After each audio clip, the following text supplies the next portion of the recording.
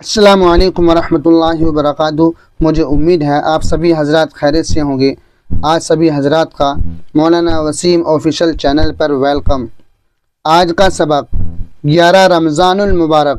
بسم اللہ الرحمن الرحیم۔ ہمسایوں سے حسن سلوک، یعنی پڑوسیوں کے ساتھ اچھا برتاؤ۔ ابو حمزہ سکری رحمۃ اللہ علیہ حدیث کے ایک راوی گزرے ہیں۔ سکر عربی زبان میں چینی کو کہتے ہیں، اور ان کے تذکرہ نگاروں نے لکھا ہے کہ انہیں سکری اس لیے کہا جاتا تھا کہ ان کی باتیں، ان کا لہجہ اور ان کا انداز گفتگو بڑا دلکش، یعنی ان کی بات چیت اتنی دل پذیر تھی، دل کو خوش کرنے والی تھی اور شیریں زبان تھی۔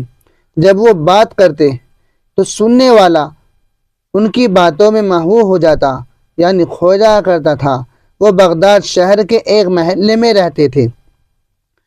کچھ عرصے کے بعد انہوں نے اپنا مکان بیچ کر کسی دوسرے محلے میں منتقل ہونے کا ارادہ کیا۔ خریدار سے معاملہ بھی تقریباً طے ہو گیا۔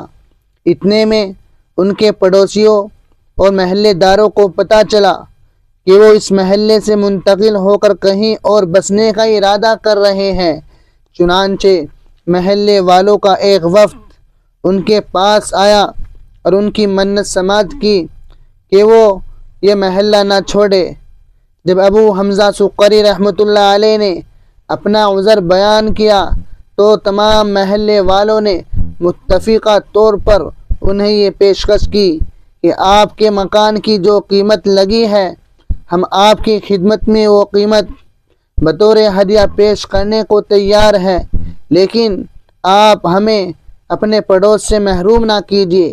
جب انہوں نے محلے والوں کا یہ خلوص دیکھا تو منتقل ہونے کا ارادہ ختم کر دیا۔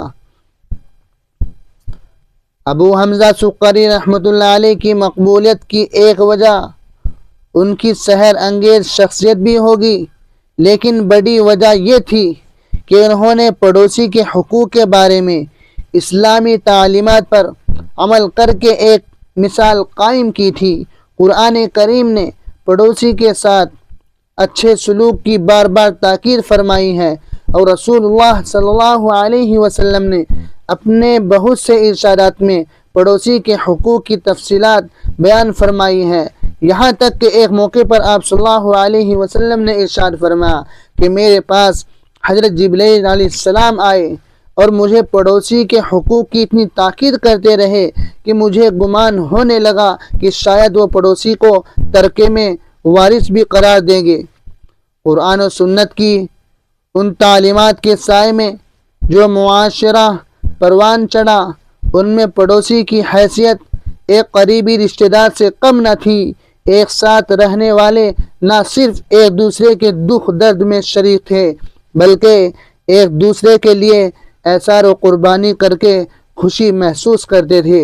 اور ہوتا بھی ایسا ہی ہے، جب کوئی اچھا پڑوسی کسی کو میسر ہو جاتا ہے تو اس کی قسمت جاگ جاتی ہے، کیونکہ اگر آپ کو اپنے بارے میں کسی کو یہ بتانا ہے کہ بھائی میں ایسا آدمی ہوں، تو وہ آدمی ان کی پڑوسی سے معلوم کرے گا کہ یہ آدمی کیسا ہے۔ اگر اس کے پڑوسی نے اس کے بارے میں اچھی اور برے ہونے کی گواہی دے دی تو وہ آدمی جیسا اس کا پڑوسی کہے گا ویسا ہی نکلے گا۔ اگر اس کا پڑوسی اس سے خوش ہوگا تو خوشی کے بارے میں تو وہ اس کی تعریف کرے گا، اور اگر اس کو تکلیف پہنچی ہے تو اس کو بتائے گا کہ یہ بہت برا ہے، آپ بھی اس سے بچ کے رہنا۔ تو تمام حضرات سے گزارش ہے کہ تمام اپنے پڑوسیوں کا خیال رکھے، ان کے ساتھ ہمدردی سے پیش آئے۔ اگر آپ کے گھر میں کوئی چیز بنی ہے تو اپنے پڑوسیوں کا خیال رکھے۔ اگر آپ کے گھر میں کوئی شوربہ، کوئی گوشت وغیرہ اچھی چیز بنی ہے تو تھوڑی زیادہ کر کے بنا لے، تاکہ آپ اپنے پڑوسیوں کے گھر بھی پہنچا دے، تاکہ آپ کے پڑوسی آپ سے خوش ہو، اور آپ کی خوشی کو دیکھ کر جب کوئی ان سے اگر آپ کے بارے میں پوچھے تو وہ آپ کی تعریف کرنے کے لائق ہو جائے۔ اللہ تبارک و تعالی ہم تمام مسلمانوں کو اپنے پڑوسیوں کی دیکھ بھال کرنے کی اور ان کی ہمدردی کرنے کی توفیق عطا فرمائے۔